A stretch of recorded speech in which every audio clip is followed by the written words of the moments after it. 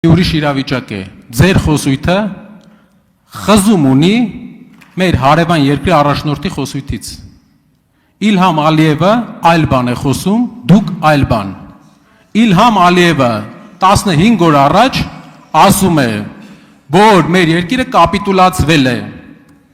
Իլհամ Ալիևը մտնում է մեր երկրի ներքին գործերի մեջ, ասում է ատոմականը պետք է փակվի։ Երբ են իրանք վերադարձնելու մեր հողերը Պարավաքարում, Գորիսում, Ջերմուկում 2 տարի է սկսվել է դելիմիտացիայի process-ը։ Բայց ավարտվել է նրանով առաջի էտապը, որ մենակ մենք ենք տվել։ Մի փոքր բացառություններով։ Երբ են նրանք վերադարձնելու մեր հողերը, երբ են տալու հետ, որպեսզի մենք իմանանք, որ չենք քծվել, որպեսզի մենք իմանանք, որ միակողմանի չի էսի, որ իրանք էլի չեն համոզում, վերջում տանեն, ձորից գցեն։ Շնորհակալ եմ հարցի համար, այստեղ շատ մեծ նորություն բացառվել։ Պարզվում է իմ խոսույթը դիսոնանս ունի, բայց միչև մի ամբողջ խոսույթը ընդդիմության նրա մեջ էր, որ իմ խոսույթը ճշգրիտ նույնականը Ադրբեջանի նախագահի խոսույթի հետ։ Այս արձանագրենք որպես նորություն։ Երկրորդը, այս շատ կարևոր մի հանգամանքի մասին է խոսքը, որ տեսեք, մեր գիտակցությունը եւ քաղաքական խոսույթները ձևավորվել են ի արձագանք ուրիշներին։ Մենք միշտ եղել ենք ռեակտիվ, այսինքն մեր ասելիքը կախված է եղել նրանից, թե ուրիշները ինչ են ասում։ Այո, այդ թվում իմ, այդ թվում նախորդող շրջանի, այսօրվա Հայաստանի Հանրապետությունը, Հայաստանի Հանրապետության առանձնահատկությունն է նա, որ ինքը իր ռազմավարական խոսույթները ձևավորում է իր ռազմավարական շահերից ելնելով, անկախ նրանից, թե ուրիշները ինչ են ասում։ Այս շատ կարևոր առանձնահատկություն է եւ ոչ սովորական մեզ համար։ Իմ դարաշրջանի եւ նախորդ դարի կեսերի, նախորդ դարաշրջանի եւ 19-րդ դարի կեսերի իրադարձությունները մեկնաբանելիս ես մեզ ուղված մեղադրանք չեմ ձևակերպում։ Ես ասում եմ, որ այդ բոլոր ողբերգությունների առանցքային պատճառն է նա, որ մենք չափից շատ ենք հավատացել արտաքին երաշխավորների խոստումներին, չափից շատ ենք հավատացել։ Եվ թղթե շերեփի տրամաբանությունից ի վերջո պետքա դուրս գալ։ Եվ մենք դուրս ենք եկել այդ տրամաբանությունից։ Եվ մենք այսօր առերեսվում ենք, որ խնդրեմը մեր ժողովուրդը մի հատ լավ ասացվածք ունի, մենք որ ասում է վերքը մարմնին է ցավ տալիս։ Այդ վերքը, որը մերն է, մենք պետք է զբաղվենք այդ վերքերի բուժմամբ։ Մենք, ես որպես Հայաստանի Հանրապետության վարչապետ, այո, առաջինը ես ինքս պետք է վերցնեմ պատասխանատվություն եւ ես վերցրել եմ այդ պատասխանատվությունը։ Մեր հողերը երբ են տալու։ Սահմանազատման արդյունքում այդ հողերի մեր լինելու փաստը ես դրա համար եմ ասում քյարքի, ոչ թե նրա համար, որ ես ադրբեջանամետ եմ, այլ ես հասկանում եմ, որ եթե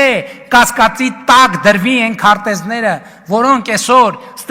գտնվում են իրավական հիմքում խաղաղության, բոլորը կսկսեն կասկածի տակ առնել այդ քարտեզները։ Եվ ես ավելին ասեմ, ինչքան մենք այս հարցի նյարդը զրոյացնենք, այդքան այդ հարցը կլուծվի շատ պարզ տեխնիկական լուծումով։ Այդ տարածքները փոխադարձաբար մենք սահմանի երկայնքով կփռենք, կներեք այդ կոպիտ բառի համար, եւ ճշգրիտ Հայաստանի մի բան ակնհայտ է, այդտեղ Հայաստանի տարածքը 29743 քառակուսի կիլոմետր լինելու այդ ամեն ինչի արդյունքում, ինչպես դե յուրե է այդ թվում էս պահին։ Արձագանք Երբ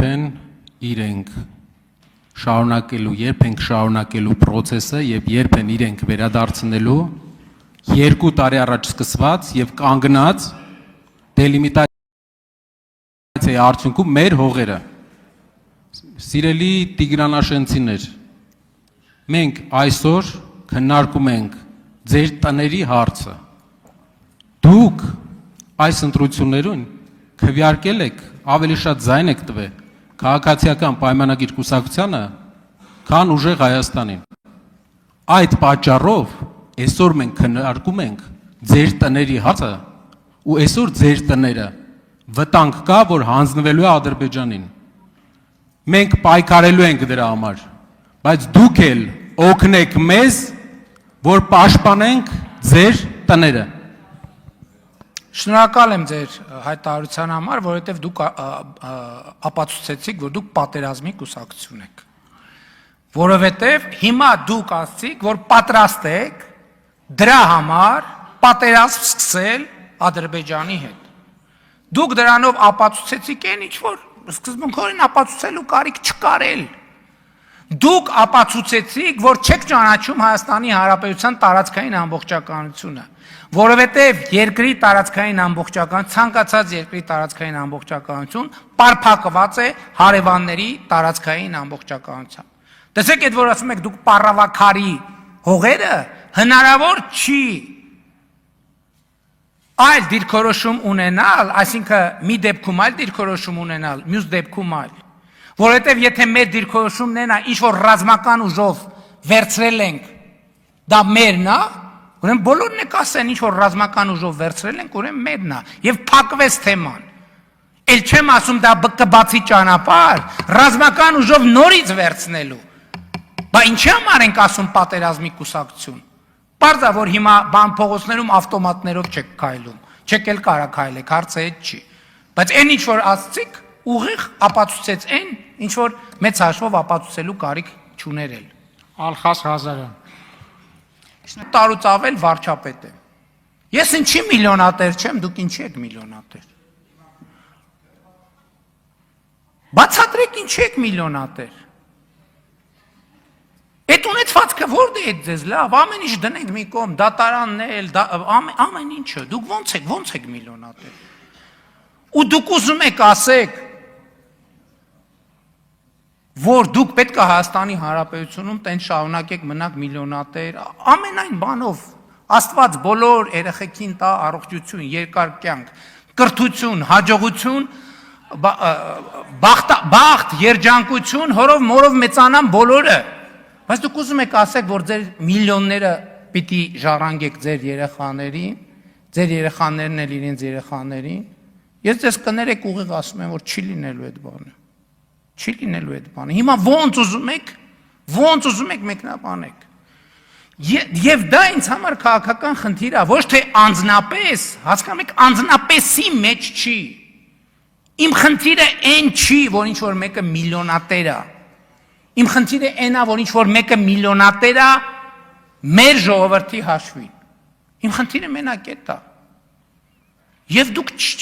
տարբերակ չունեք, հասկանում եք, սա անձնական, անձնավորված հարց չի։ Դուք պետք է հատիկ ամեն ինչը պետք է վերադարձվի Հայաստանի Հանրապետությանը։ Եվ այո, դա իմ քաղաքական առաքելությունն է, պահանջն է եւ պարտավորությունն է, որ ես ստանձնել եմ ժողովրդի առաջ։ Էլի եմ ասում, անձնավորված չի։ Ոչ մի պիտակ, ոչ մի բան, մաղդիր չեմ օգտագործում։ Բայց տարբերակ չկա։ Արձագանք